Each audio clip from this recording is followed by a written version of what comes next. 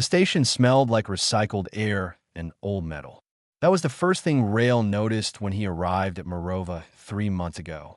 The second thing he noticed was that everyone on this station was louder than they needed to be. Morova was a galactic Concord station sitting at the edge of neutral space. Ships from a dozen different systems docked here every week.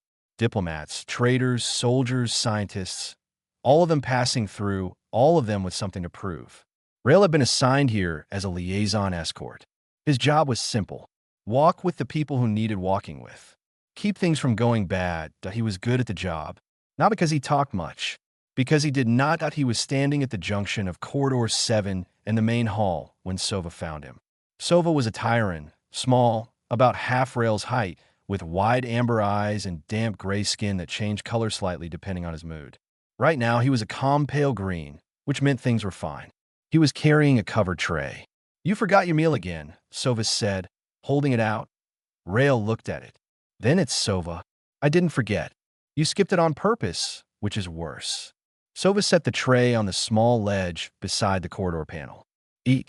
You look like a wall that hasn't been painted in years." Rail almost smiled. Almost. That was how things were between them. Sova was a medic attached to the Tyrant diplomatic team. He had started bringing Rail food after noticing him skip meals 3 times in 1 week. He said it was a medical concern. Rail suspected it was just Sova being Sova. Other species found their friendship strange. A human soldier and a Tyrant medic had no obvious reason to spend time together. Tyrant were considered gentle to the point of being fragile. Humans were considered unpredictable to the point of being dangerous. Station gossip said the pairing made no sense. Rail didn't care what station gossip said. He ate the meal while Sova stood nearby and talked about the incoming delegations. The Tyrant team was here for the quarterly resource summit. 3 days of careful, polite negotiation over mining rights in the Outer Belt. Sova found it exhausting. He preferred small problems with clear solutions, like a sprained ankle or a nutrient deficiency. Big political problems made his skin go a dull yellow. That IT was going yellow now a little. "The draft are arriving today," Sova said.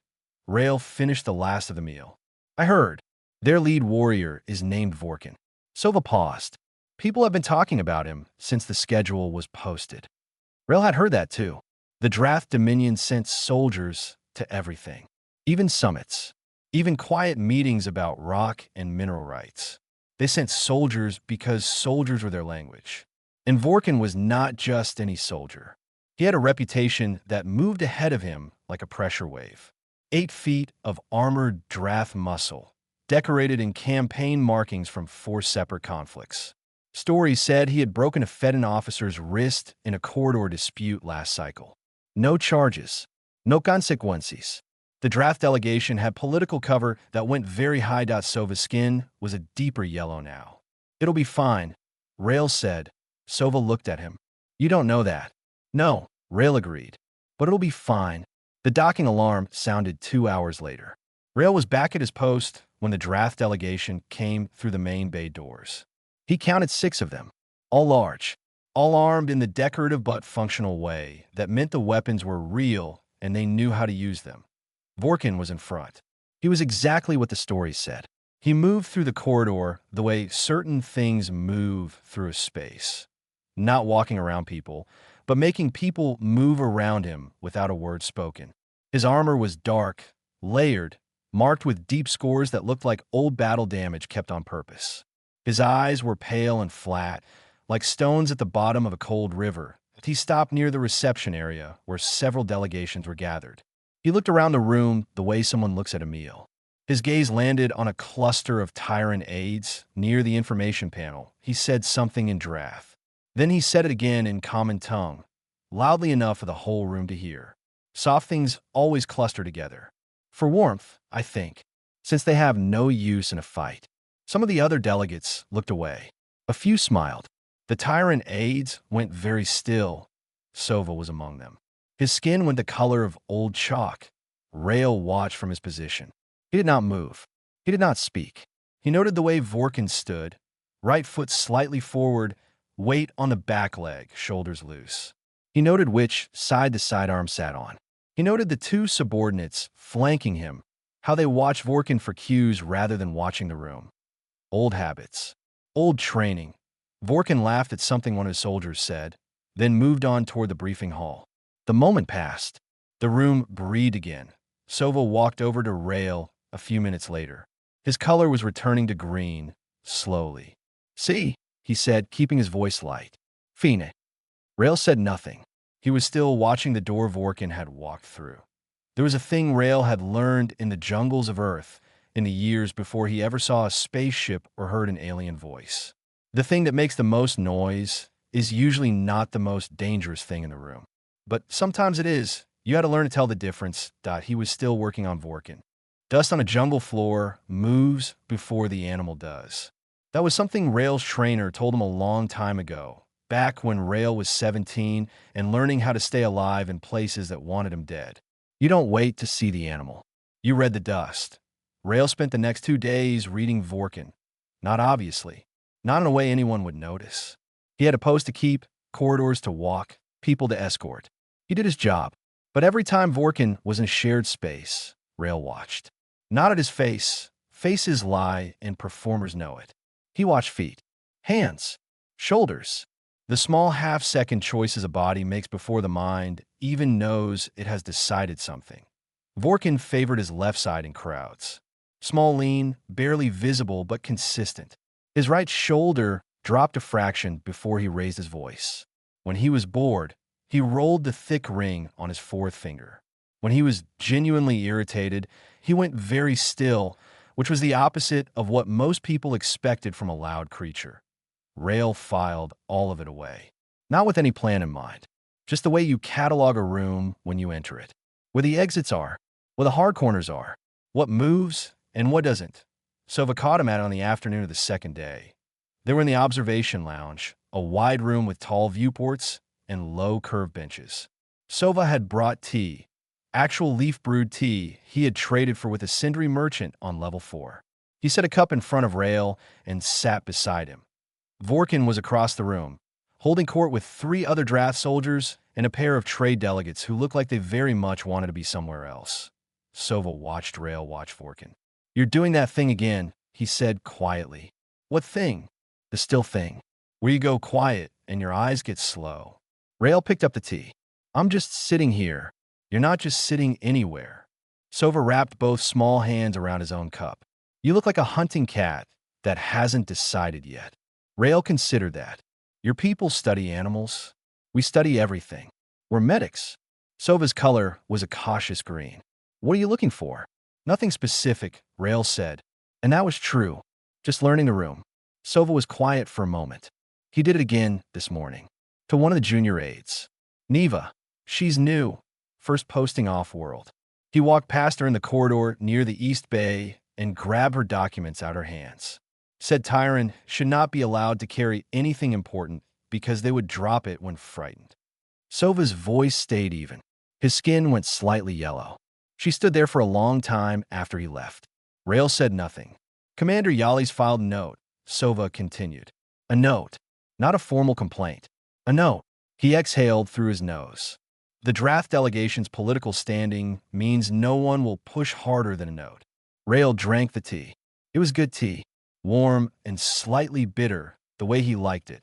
"This is how it is," Sova said, not bitterly, just flatly, the way you say a thing you have accepted. "We learn to step aside. We learn to hold our documents tighter. We learn which corridors he favors, and we take different ones." He looked into his cup. "It's fine." Rail thought about the junior aide, standing in the empty corridor, papers in her arms again, saying nothing to no one. He didn't say anything either. There was nothing useful to say yet. That evening, there was a shared meal in the main dining hall. Most delegations attended. It was meant to be casual, low pressure, a break from the formality of the summit sessions. Someone had arranged colored lighting and music from a neutral world that offended no one because no one particularly liked it either. Vorkin was loud. He was always loud in groups. It seemed to be how he breathed, by filling a space with sound and watching everything smaller adjust around him. He recounted a story about a border skirmish that had apparently ended with him snapping a door panel off its frame with his hands to use as a weapon. His soldiers laughed. A few other species laughed too, carefully, in the way prey laughs at the predator's joke. At T1 point, Vorkin looked across the room and found Rail's IT was not a long look. Maybe 2 seconds. Rail met it without expression and looked away first, which was a deliberate choice. Not submission, just refusal to perform. He was not a mirror for Vorkin to admire himself in. Vorkin went back to his story. Later, walking Sova back to the Tyrant quarters, Sova asked, "Do you think he's actually dangerous? Or just loud?" Rail thought about the wrist he had broken, about the junior aide in the corridor, about the flat pale eyes that went still when Rail's anger arrived. "Both," Rail said. Sova nodded slowly. "I thought so. Get some sleep," Rail said. "Summit's a long day tomorrow." He walked back to his own bunk alone, through the quiet late cycle corridors. The station hummed around him. Somewhere a coolant pipe ticked as it contracted. He lay down on his cot, stared at the ceiling, and thought about dust on a jungle floor. He thought about how the dust moved. He thought about what came after. The summit's second day ended with a disagreement about survey rights in the Outer Belt's third quadrant that would be resolved, everyone understood, in exactly the same way it would have been resolved without 3 days of talking. With numbers, on paper, signed by people who were not in the room. The talking was theater.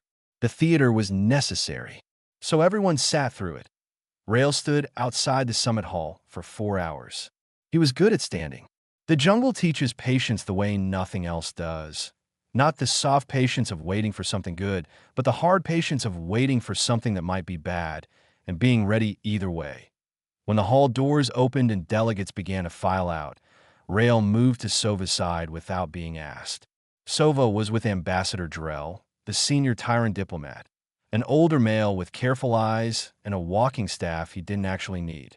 They were heading toward the residential wing, 3 corridors away. Corridor 9 was the problem. Rail knew it before they turned into it. He had heard the voices already. Vorkin's low resonant boom, the answering laughs of his soldiers. Drath, unwinding from a day of sitting in a room being politely ignored. That was bad energy in a narrow corridor that he thought about redirecting, taking the long way around through level 3. But Drell was tired and the long route added 10 minutes on old knees. They turned the corner. Vorkin and 2 of his soldiers were blocking most of the corridor with, leaning against the wall, passing a flask. They had the loose, heavy ease of large beings who do not expect to have to move for anyone. When they saw the Tyrant group, Vorkin's mouth pulled into something that was not quite a smile. "The soft ones," he said. He pushed off the wall to his full height and let the corridor get smaller. "Long day of agreeing with each other?" Drell said nothing. He kept walking, slightly slower, slightly careful. Vorkin let him pass. Then he looked at Sova. Sova was last in line, a half step behind the ambassador. He was carrying a document case and a medical bag and looking straight ahead the way you look straight ahead when you have learned that eye contact is an invitation. Vorkin reached out. Casually, the way you pick up something off a table without really thinking about it. His hand closed around Sova's throat. Not crushing. Not yet. Just lifting. Enough to get those small feet off the ground. Enough to make it ridiculous. A practice performance. He had done it before. He expected the gasps, the scramble, the watchers going still. What he did not expect was the hand that closed around his own throat from behind, that NO sound. No warning. No stop. Or don't. Or anywhere at all. Just sudden, total presence at his back and a grip that knew exactly where to be. Rail's left hand locked on Vorkin's throat. Not the front where the big muscles were, but the sides where the pressure points were, where the blood moved and the nerves ran, and the body had no armor it could flex. His right hand found Vorkin's weapon arm at the elbow and pinned it at an angle that meant drawing was not a possibility. He had covered the 3 steps between them in less time than Vorkin's soldiers had to process that something was happening. They processed it now. Both of them came off the wall, and both of them stopped, because what they saw in Rail's face stopped them. Not rage, not threat, nothing performed at all. Just a man who had done something specific and was waiting to see if he needed to do something else. Vorkin could not speak. His throat worked. His free hand came up instinctively and found Rail's forearm and could not move it. Rail weighed 200 pounds, and his arm felt like it had been bolted to something. Sova dropped. His feet hit the floor. He grabbed the wall and steadied himself, coughing quietly. Rail held Vorkin for one breath. Tuta, then he spoke. Quiet, close to Vorkin's ear. Put him down. He had already put him down. The words were not instruction. They were record. A statement of what had happened, so that Vorkin's brain would store it in the right place. Rail released him. Not a shove. Not a throw. He simply opened his hand and stepped back. Vorkin went forward onto one knee. His hands hit the corridor floor. He stayed there for a moment, breathing with effort, his throat working around a sound that was trying to be a roar and coming out as something much smaller. The corridor was completely silent. Drell had turned around. He stood very still, watching that Vorkin soldiers had their hands near their weapons and had not drawn them and were not going to draw them. They were doing the calculation that soldiers do when the situation has changed faster than expected and the variables no longer make sense. Rail stood where he was, hands at his sides, waiting. Vorkin got to his feet slowly. He was breathing. He was not injured. Not truly. Not in any way that a medical scan would mark as damage. But his voice, when he finally found it, came out wrong. Rough. Small. A cracked thing, like a bell that had taken a bad hit. He said nothing. He looked at Rail once. Then he turned and walked. His soldiers followed. The corridor was quiet for a long time after that. Sova looked at Rail. Rail looked at Sova. Sova's color was doing something complicated, pale shock cycling towards something warmer. Rail picked up the document case from the floor where it had fallen. He held it out. Sova took it. They kept walking. The summons came 40 minutes later. Rail was sitting outside Sova's quarters on a wall bench, back straight, hands on knees, in the particular way he sat when he was prepared to wait a long time. The corridor was quiet. The station's night cycle had reduced the lighting to half. Somewhere down the hall, a door opened and closed. Commander Yali's found him there. She was Fedin, thin and gray-feathered, about Rail's height, with the expression of someone managing a problem they had not created and did not enjoy. Security office, she said. He followed her. The office was small and functional. 2 Concord security officers stood near the back wall, not quite at attention, not quite relaxed. Yali sat behind the desk. She placed a data pad flat on the surface and looked at him. The draft delegation has made a complaint, she said. I expected that, Rail said. Their account says you attacked Warrior Vorkin without provocation in Corridor 9. Their account is missing a part. Yali's looked at him steadily. There are 3 witnesses who are not draft. 1 Tyrant ambassador, 1 Tyrant medic, 1 Tyrant aide who was in the far end of the corridor. She paused. All 3 accounts describe Vorkin lifting the medic off the ground by the throat before you acted. Then you have the full story, Rail said. Yali's was quiet for a moment. She looked like someone doing arithmetic that kept coming out the same. Vorkin's medical assessment says his throat will heal. However, she stopped. Rail waited. His voice is affected. The medics believe it may be a nerve response or structural pressure. They are uncertain whether it will recover fully. She looked at him. It is currently reduced. Rail said nothing. The draft are calling it permanent damage. Their medical staff is calling it unconfirmed. The difference matters politically. Yali's folded her hands. I need to understand what happened.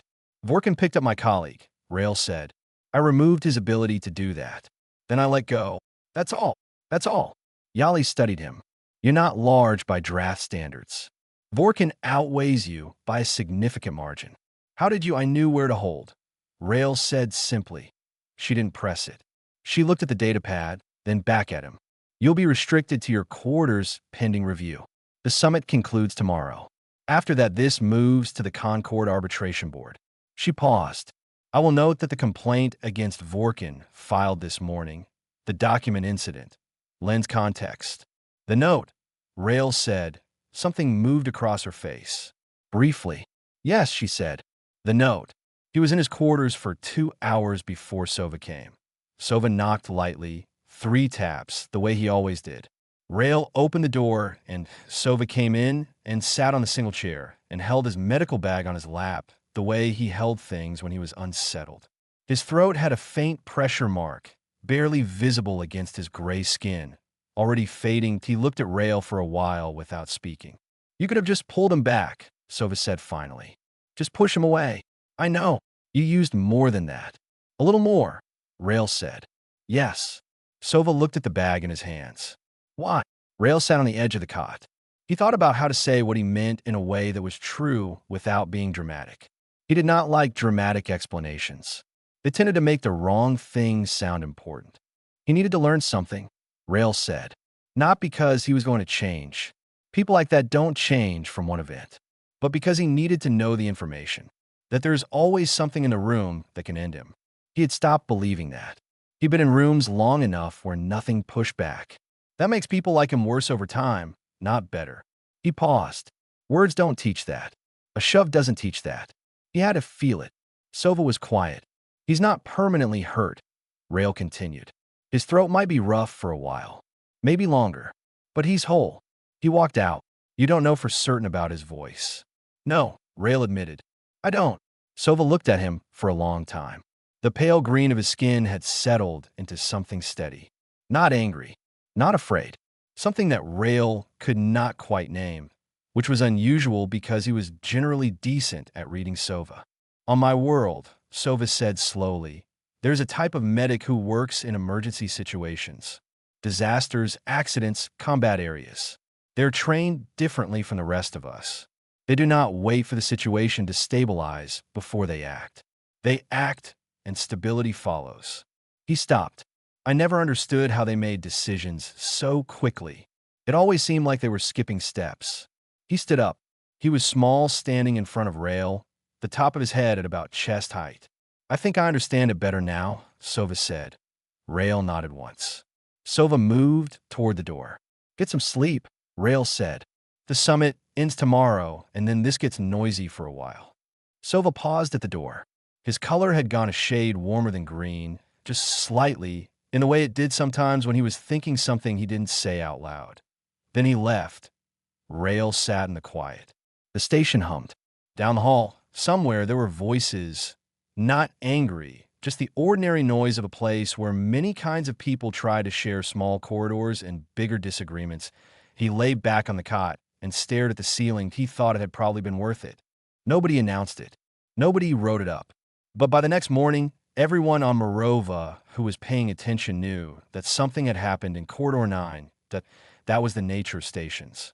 Too many people in not enough space, all of them waiting around for the same few days, all of them a little bored underneath the diplomatic performance.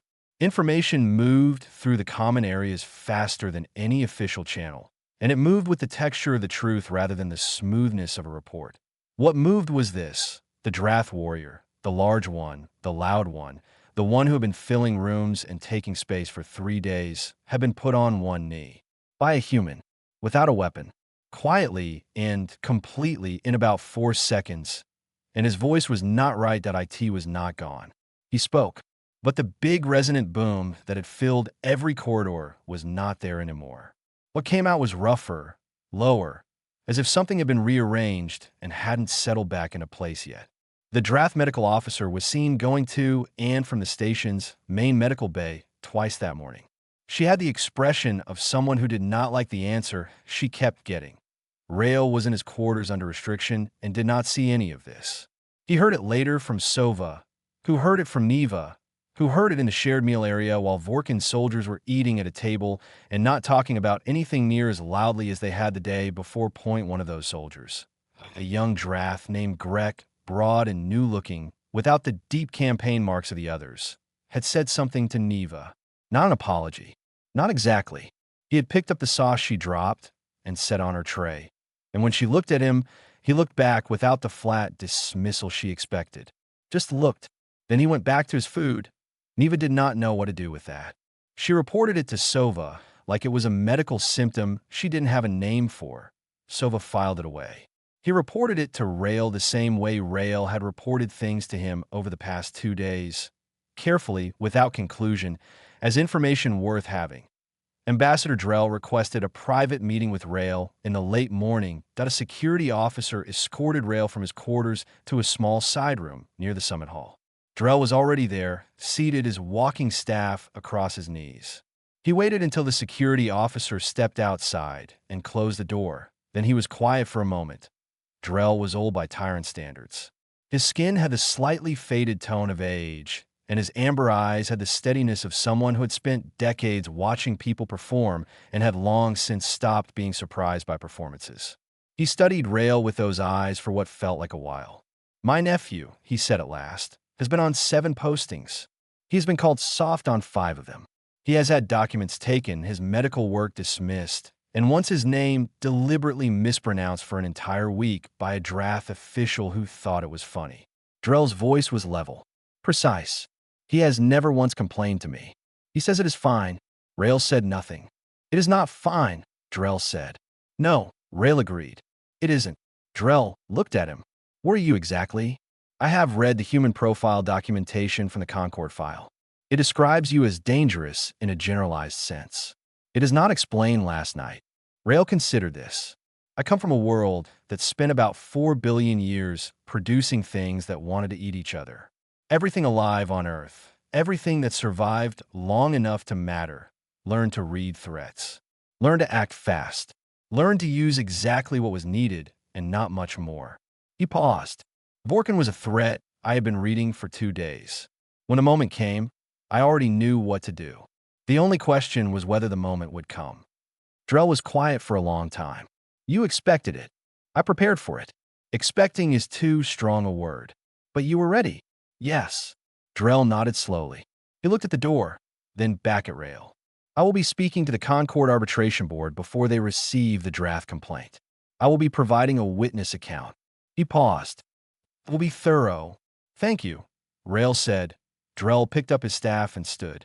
He was not a tall being, but he stood fully upright in the way people do when they have decided something. "Thank you," he said. He left. Later that afternoon, Rail was informed that the restriction on his quarters had been lifted. Commander Yali's delivered the news in person, which she did not have to do. She said the witness accounts had been submitted and the arbitration board had received them. She said nothing else about the case. But on her way out, she paused at the door. "The note," she said, "has been upgraded to a formal complaint.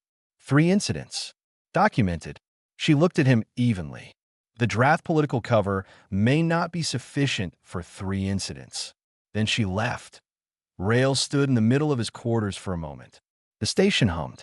The night cycle lighting was starting to come on. He thought about Neva and the sauce container and the young draft soldier who had handed it back without saying anything dismissive. Small things. Maybe nothing. Maybe the beginning of something. He got his jacket. He went to find Sova. Departure day on Morova always felt like a held breath letting go. Ships had been docking and loading since early cycle. The docking bay corridors had the particular energy of endings. People carrying things, checking things, saying careful goodbyes that meant almost nothing because they would see each other at the next summit and the one after that. The diplomacy would continue. The resource rights would be negotiated. The outer belt would wait. It always did. Rail found Sova on the upper observation deck, which was the long curved room with the best viewport on the station. It looked out past the docking arms into open space. And in the early cycle, the light from the system's star came in at a low angle and made everything look slightly golden and more significant than it was. Sova was standing at the viewport with his arms loosely crossed, watching a cargo freighter make its slow way out of the docking lane. He heard Rail come in and did not turn around. "The Sendri delegation left an hour ago," Sova said. "The Fedden team is loading now. We leave next." He paused. "The draft are last." Rail stood beside him and looked out. "How's your throat?" Sova touched the side of his neck, a small, unconscious gesture. The mark had fully faded. "Fine," he said. Then, quieter, "Actually fine. Not the other kind." Rail nodded. They watched the star field for a while. Below, through the angled viewport, they could see the loading dock. The Tyrant ship was pale blue, modest, functional, already being loaded. "I keep thinking about something," Sova said. "When Vorkin had hold of me, I was thinking this is just how it goes. This is the thing I accept as part of going off-world. Being handled, being reminded that I'm small." He was quiet for a moment. "And then you were just there? And then it was over." He frowned slightly, not with unhappiness, but with the effort of a thought he was still working out. I didn't see you move. I just felt my feet on the floor again. Good, Rail said. Fast is supposed to feel that way. Sova turned to look at him. Among my people, there's a saying, very old. It goes, the most dangerous creature is the calm one, because it is already decided. He watched Rail's face. I always thought it was about patience. Waiting, older and wiser. It could be both, Rail said. Your grandmother. Rail looked at him. You said something about your grandmother once. I don't remember the context. She grew up near a nature preserve in the southern part of my country, Rail said. Big cats sometimes came through the area. She told me the worst thing you could do when you saw one was run. She said, be calm, be still, and let it understand you have already considered it. He paused. She said calm is not the absence of danger. It's proof you've already processed it. Sova considered that for a while. Movement below caught Rail's eye. The draft ship, larger than the Tyrant vessel, darker, marked with the Dominion's angular insignia, was at the far end of the loading dock. The delegation was boarding. 6 figures in dark armor, moving with the efficiency of people who were ready to leave. Vorkin was among them. He was not hard to find. He was still the largest, still walking in that heavy way. But the space around him was not bending as it had. His soldiers stayed close, clustered around an uncertain center. He did not look up at the observation deck. Rail had not expected him to. Does he know we're up here? Sova asked. Probably, Rail said. But he's not looking. No. They watched the last of the draft board. The loading ramp retracted. The docking seals began to cycle. After a few minutes, the dark ship eased backward from a berth, its positioning thrusters flaring white. Sova spoke without looking away from the viewport. Neva is getting a permanent posting. Ambassador Drell submitted the request yesterday. Full liaison credentials. A pause. She cried when she heard. Just for a few seconds. Then she was professional again. Rail said nothing, but something in him settled. Are you worried? Sova asked. About the arbitration board? What comes next? Rail watched the draft ship join the departure lane and move slowly toward the jump corridor. No, he said. Why not? He thought about how to say it. Because something true happened, and true things don't tend to get undone by paperwork. He watched the ship until it was a dark mark against the stars. Vorkin felt something real. The soldiers who were there saw something real. That's in them now, whether anyone files a report about it or not. The board can argue about the politics. But nobody who was in that corridor walked away with the same understanding they came in with. The draft ship reached the jump corridor and was gone. A brief flash of transit light, and then empty space. Ambassador Drell appeared at the observation deck doorway. He looked at them both, nodded once, and said the ship was ready. Sova picked up his medical bag. He started toward the door, then stopped and looked back at Rail. Thank you, he said, for standing there. I was doing my job, Rail said. Sova shook his head. No, you were doing something else. His color had gone the warm gold green that Rail had only seen a few times. I'm glad it was you. He went to join the ambassador. Rail stood at the viewport for one more moment. The stars outside were still and quiet. The station hummed around him, indifferent, already filling the empty berths with the noise of the next ship coming in. He picked up his own pack and followed.